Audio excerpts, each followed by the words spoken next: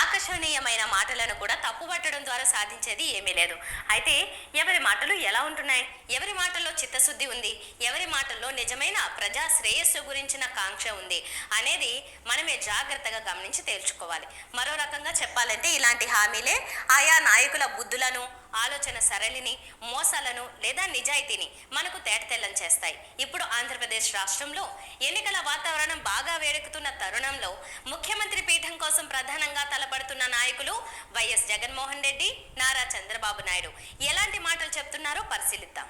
YS Jaganmohan Reddy ప్రధానంగా తాను చేసిన సంక్షేమం ఆధారంగానే ఈ ఎన్నికలను ఎదుర్కోవాలని అనుకుంటున్నారు. ఆయన ప్రత్యర్థులు అయినా సరే ఒక్క విషయం మాత్రం ఒప్పుకొని తీరాలి. మీ బిడ్డ ప్రభుత్వం చేపడుతున్న సంక్షేమం, అభివృద్ధి మీ ఇంటి దాకా అంది ఉంటే మాత్రమే మీరు ఓటు వేయండి, లేకపోతే ఓటు వేయనే వద్దు అని చెప్పగల ధైర్యం, దమ్ము ఇన్నేళ్లు స్వతంత్ర భారతదేశంలో ఏ ఒక్క రాజకీయ నాయకుడికైనా ఉన్నదా అనేది మనమెరగం. అలాంటి ఒకే ఒక్క నాయకుడు జగన్మోహన్ రెడ్డి. ఇంటింటికి అభివృద్ధి అనే స్పష్టమైన ఎజెండాతో ఆయన ముందుకు వెళ్తున్నారు. చంద్రబాబు నాయుడు విషయం వచ్చేసరికి పరిస్థితి భిన్నంగా ఉంది. జగన్ అమలు చేస్తున్న అన్ని సంక్షేమ పథకాలకు మరికొంత మొత్తం జత చేసి నేను మీకు ఎక్కువ డబ్బు ఇస్తాను, మీరందరూ నాకు ఓటు వేయండి అని చెప్పడం తప్ప చంద్రబాబు మాటల్లో మరో ఆంతర్యం లేదు. ఆ రకంగా పేదల బతుకుల్ని వేలంపాటగా మార్చిన వ్యక్తి చంద్రబాబు నాయుడు.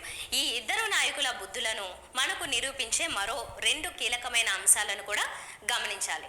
ముఖ్యమంత్రి హోదాలో ఉన్న వైఎస్ జగన్మోహన్ రెడ్డి రాష్ట్ర ప్రజలకు, భవిష్యత్ తరాలకు కూడా కలిపి నాణ్యమైన విద్య, నాణ్యమైన వైద్యం అందిస్తానని మాట ఇస్తున్నారు.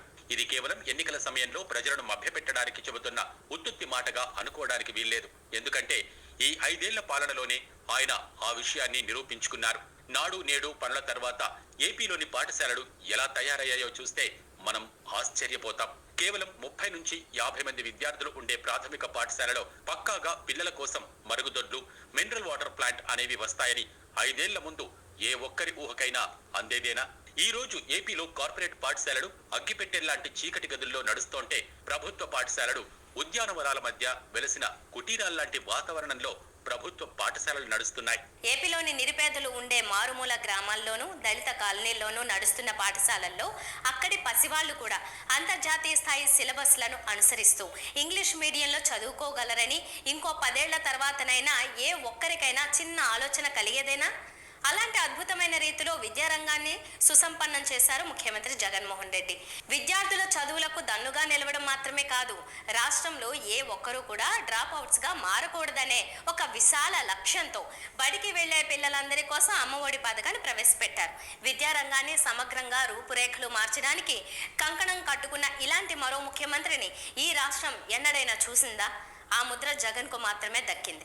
రాష్ట్ర ప్రజలకు నాణ్యమైన విద్య, నాణ్యమైన వైద్యం అందిస్తానని ఆయన ప్రమాణం చేస్తున్నారు. 5 ఏళ్ల కిందటితో పోలిస్తే ఎన్నో రకాల దీర్ఘకాలిక వ్యాధులను కూడా ఆరోగ్యశ్రీ పరిధిలోకి తీసుకువచ్చారు.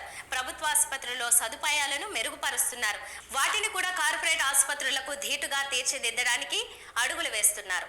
సామాన్యుడికి కూడు, గూడు, గుడ్డ తర్వాత అత్యంత ప్రాథమికమైన అవసరాలు విద్య, వైద్యం మాత్రమే. కూడు గూడు విషయంలో జగన్ సర్కార్ ఎంత చిత్తశుద్ధితో ఉన్నదో అందరికీ తెలుసు. పేదల కోసం రేషన్ ద్వారా ఉచితంగానే నిత్యావసరాలు అందుతున్నాయి. పేదల సొంత ఇంటి కలను నిజం చేయడానికి లక్షల మందికి ఇంటి స్థలాలను మంజూరు చేసి ఇళ్ల నిర్మాణానికి కూడా పూనుకున్న చరిత్ర మన రాష్ట్రంలో లేదు. వాటికి అదనంగానే జగన్ నాణ్యమైన విద్య, నాణ్యమైన వైద్యం అందేందుకు తన ప్రభుత్వం పూచి ఉంటుందని నిరూపిస్తున్నారు. అదే సమయంలో చంద్రబాబు నాయుడు చెబుతున్న హామీ ఏంటి? లేదా జగన్ కు ముందు 5 ఏళ్ల పాటు ముఖ్యమంత్రిగా ఆయన నిరూపించుకున్న తీరేంటి? 5 ఏళ్ల ముఖ్యమంత్రిగా రాజధాని అనే పేరుతో ఒక సామాజిక వర్గం ఆస్తుల విలువ పెరిగే కుట్రలు తప్ప, గ్రాఫిక్స్ మాయాజాలంతో ప్రజలను ఒక మాయా ప్రపంచంలో పెట్టడం తప్ప ఆయన చేసిన పని నిర్దిష్టంగా ఒక్కటి కూడా లేనేలేదు. పోనీ ప్రస్తుత ఎన్నికలకు తలపడుతూ ఆయన ఎలాంటి హామీలు ఇస్తున్నారు? ఆయన రాష్ట్ర ప్రజలకు నాణ్యమైన మద్యం అందిస్తానని ప్రమాణం చేస్తున్నారు. 4 దశాబ్దాల సుదీర్ఘ రాజకీయ అనుభవం ఉన్న నాయకుడు చెప్పాల్సిన మాటేనా ఇది? ఎక్కడైనా సరే నాయకులు ప్రజలను ఆకర్షించడానికి మద్య నిషేధం చేస్తాం అని ఎన్నికలప్పుడు చెబుతూ ఉంటారు. జగన్ కూడా 2019 ఎన్నికలకు పూర్వం అలాంటి మాటలు చెప్పారు. కానీ ఆయన అన్న రీతిగా సంపూర్ణ మద్య నిషేధం అనేది కార్యరూపంలోకి తేవటంలో విఫలమయ్యారు. కానీ ప్రజల్లో మద్యం అలవాటు పరిమితం కావడానికి అనుకూలంగా నిర్ణయాలు తీసుకున్నారు. మద్యం దుకాణాల సంఖ్య తగ్గించారు. ప్రభుత్వ పరంగా మాత్రమే మద్యం విక్రయాలు చేపడుతున్నారు. జగన్ అనుసరిస్తున్న మద్యం విధానం మీద సహజంగానే దండెత్తుతూ ఉండే విపక్షాలు అందులో లోపాలు ఉంటే వాటి గురించి మాట్లాడవచ్చు, విమర్శించవచ్చు, దోపిడీ జరుగుతున్నదని అనవచ్చు. కానీ ఇదేం చోద్యం? ప్రజలకు నాణ్యమైన మద్యం అందిస్తానని 14 ఏళ్లు ముఖ్యమంత్రిగా కూడా వెలగబెట్టి 74 ఏళ్ల వృద్ధ నాయకుడు సెలవివ్వటమేంటి? ఎంతటి కర్మ పట్టింది ఈ రాష్ట్రానికి? అధికారం మీద కాంక్షతో చంద్రబాబు నాయుడు మతి చెలించి మాట్లాడుతున్నారేమో అని కూడా మనకనిపిస్తోంది. తప్పకుండా మందు బాబులకందరికీ శుభవార్త. రేట్లు తగ్గిస్తా, నాణ్యమైనటువంటి మద్యం వస్తుంది. మీ జీవితాలతో ఆడుకోను. రోజంతా కష్టపడి కొంతమంది శారీరక బాధలు మర్చిపోవాలని సాయంత్రం అయితే ఒక క్వార్టర్ బాటిల్ దాంట్లో ఆఫ్ వేసుకోవాలనుకుంటే ఈ దుర్మార్గుడు మిమ్మల్ని దోచేస్తున్నాడు. జలగా మరగా మీ రక్తం తాగుతున్నాడు. తప్పకుండా నేను అండగా ఉంటా.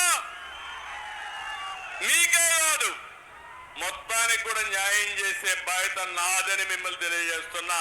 అధికారం కోసమే అందరు నాయకులు ఎన్నికల ప్రచారంలో మాటలు వల్లిస్తుంటారు. మరి నాణ్యమైన విద్యా వైద్యం అందిస్తానంటున్న జగన్మోహన్ రెడ్డికి నాణ్యమైన మద్యం అందిస్తా, నన్నే ముఖ్యమంత్రిని చేయండి అంటున్న చంద్రబాబు నాయుడికి తేడాను ప్రజలు గుర్తించగలరా?